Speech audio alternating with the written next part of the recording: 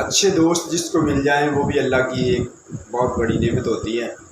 तो मियाँ साहब क्या खूब लिखते हैं। वीडियो अच्छी लगे तो चैनल को ज़रूर सब्सक्राइब करें। चंगी मंदी सजना कोल सहवारी हो जांदी,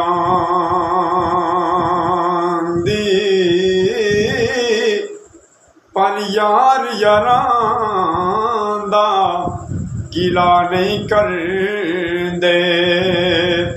असल परीत जिन्हां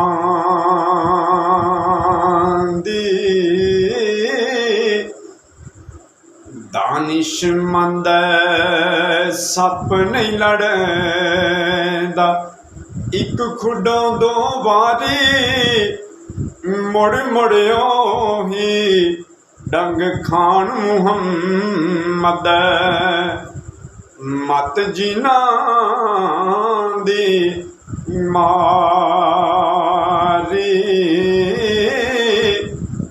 बेनसलां दी यारी कोलो तौबा लख लख वारी।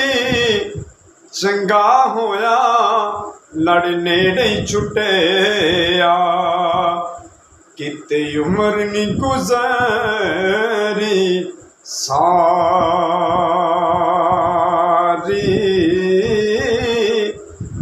जिहड़ी मेहंदी रंग ना देवे की तैं उतों लैना, सोने होण हज़ारां भावें पर सन यार वटोना। मिलते हैं जी अगली वीडियो।